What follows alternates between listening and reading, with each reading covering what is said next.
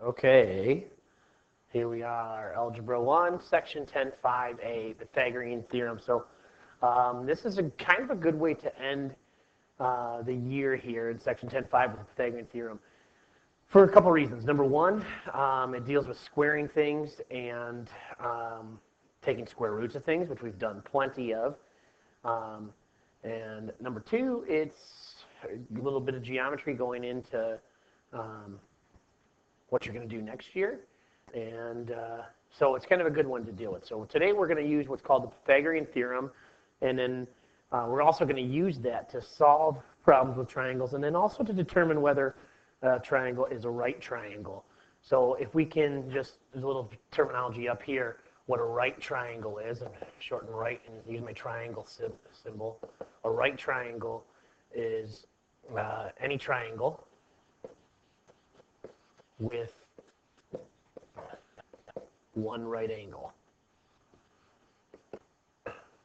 And a right angle is a 90-degree angle. And usually they're denoted by a little box in the corner where the right angle is. So like right here, this little box at angle C is the 90-degree angle. They kind of give us that information. So the Pythagorean theorem only works in a right triangle. So in a right triangle, the sum of the squares of the measures of the legs equals the square of the measure of the hypotenuse. So it's a lot of stuff, a lot of words in there. The sum of the squares of the measures of the legs equals the square of the measures of the hypotenuse. Well, in other words, that is a squared plus b squared equals c squared. Okay? And so if you think about it, a and b, these are our legs, a and b, and our hypotenuse here is c. And c is always going to be your hypotenuse, and in this case, in the theorem. So you look at our triangle example over here to the right, and we would look at it and say, okay, here is a leg, here is a leg, and then over here C is your hypotenuse. So what we're talking about is these two legs, A and B, if we squared them and added them up, the sum of the squares, you would end up with the square of the hypotenuse C. The other thing we have to remember about the hypotenuse is it's always opposite the right angle. So right here, we know our little box is the right angle. Opposite that little corner of it points at the hypotenuse. And so I just kind of put that as a little note too, is that it's always opposite the right angle. Let's see, yeah, opposite the right angle. Okay, so let's do some examples here and see how it works. First, find the length of the missing side. So these are the first type of problems we're going to see. And so the first one, we got to first find the hypotenuse. So here's our right angle, it's right here. So the hypotenuse is right over here. So that's going to be our C value of our theorem. So the other ones are legs. So I could say 3 squared plus d squared, because we don't have a value for it, it's just a variable d, equals 6 squared, because that is the value of the hypotenuse. Now we know how to square things, right? That's kind of a bonus of what we've been doing for the last few months. 3 squared is 9, plus d squared equals 36, because 6 squared is 36. Now we continue on to solve this one. The first thing I do is I'm going to isolate it, so I'm going to subtract 9 from this side, and I'm going to be left with d squared on the left side, because these two cancel out, equals 27. Well, what do you do when you have something squared? We should know by now that you take the square root of both sides, and the square root will undo that square.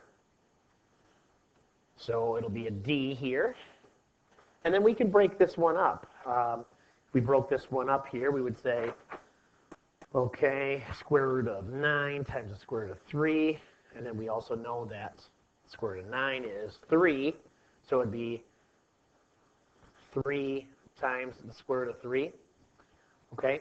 And that would be what we would call an exact answer, an exact solution,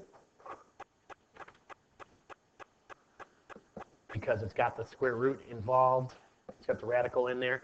If we wanted a rounded solution, a rounded answer here, we would actually just punch in square root of 27 in our calculator, and you'd get like 5.2 for our answer there, right? Or about 5.2, I should say, because you have to round. So we use squigglies there. Okay, so there's your idea there, basically, to solve. Okay, let's look at number 2. Let's look at number 2 here. Okay, and then we'll cancel number 3. We'll cross that one out and just do number 2. Okay, so for number 2, make sure we got some room over here. We're going to find our hypotenuse. In this case, again, here's our right angle, and here's the hypotenuse over there. So I know that's going to go on the right side of the equal sign will be x squared. On the other two, 20 squared plus 37.5 squared, the two legs, we're going to square those. And so this one's a little easier because you don't have to do any subtraction like you did when on the first problem you had to subtract that 9. Here, we can actually just punch this in the calculator from left to right, 20 squared plus 37.5 squared. And you'll end up getting, I think it's 1,806.25 equals x squared. And then again, we know what we do here. We want to square root both sides because that'll get rid of that square. There's a decimal here, just so you know. And I think it comes out really nice for us. We get x, square root of x squared is x. And then you end up getting 42.5. That's our final answer. Now, if you ever see something like this here where you've got a decimal as one of the legs right there, 37.5, just automatically go into rounded mode because exact mode, it's going to be crazy to try and break down a square root of 1,806.25 with those decimals. So if you have decimals in your legs or hypotenuse, just go to rounded mode, 42.5, okay? So we'll skip number 3. That's just a little extra practice with the Pythagorean Theorem. But that's pretty much it. Let's go to the next page. Other things. Now we're going to talk about the converse of the Pythagorean Theorem. Converse means the other way around, just to rearrange it. Okay?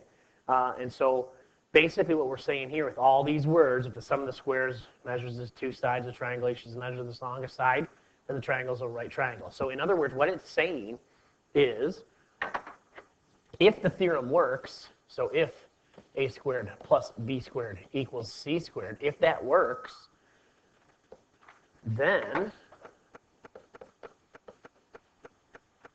the triangle has a right angle.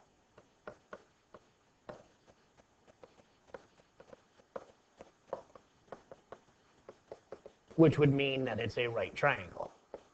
So if the theorem works, a squared plus b squared equals c squared, then the triangle has a right angle, which means it's a right triangle.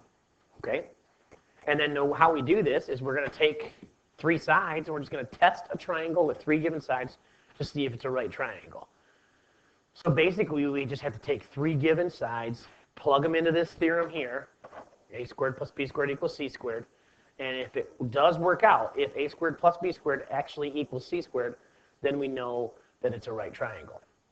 And then we go on to the next one, which is a Pythagorean triple.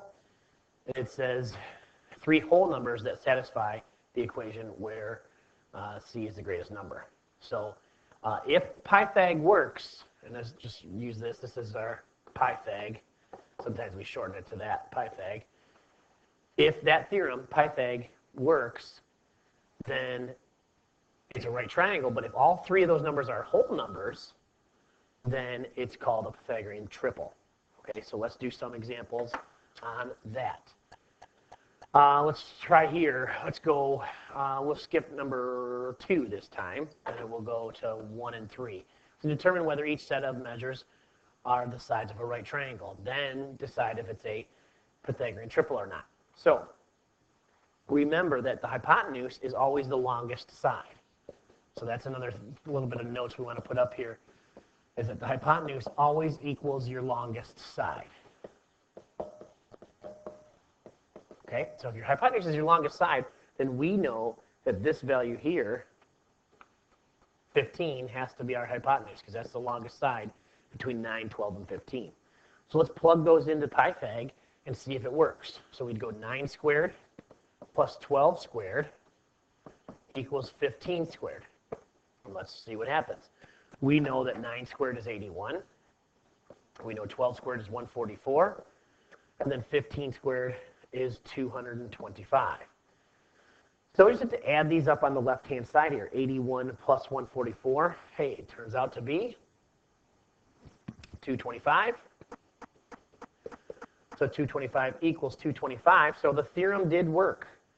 So we know because the theorem worked, we had an equal solution here. We know that it's a right triangle.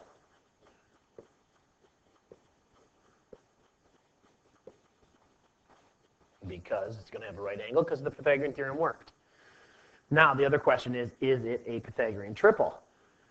Well, in order to do that, it has to satisfy the equation, which it does. And it also has to have all three whole numbers, 9, 12, and 15. They're all whole numbers, so this would be considered a Pythagorean triple. Okay? Now we go over to number 3. Well, what's the longest side? Again, it looks like 8.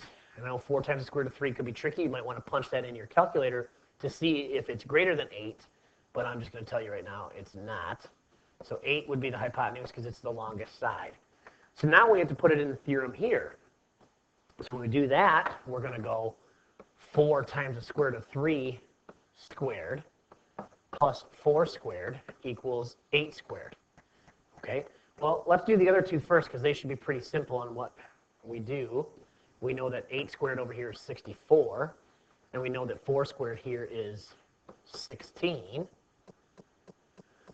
But this one here, what do we do there? 4 times the square root of 3 squared. Well, we should know how to do those now. So I'm just going to do a little side work over here. It would basically be 4 times the square root of 3 times 4 times the square root of 3. And we know that 4 times 4 is 16.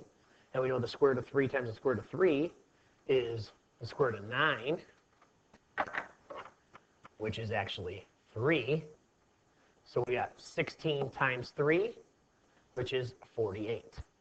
So that whole thing squared ends up to be 48.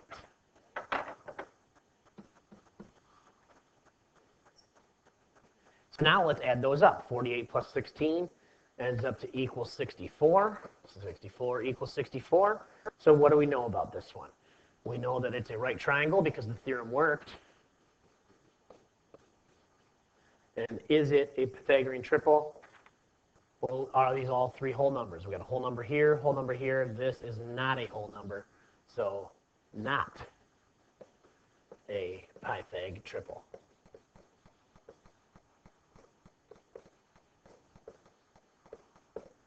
And the reason is because we know that 4 times the square root of 3 is not a whole number.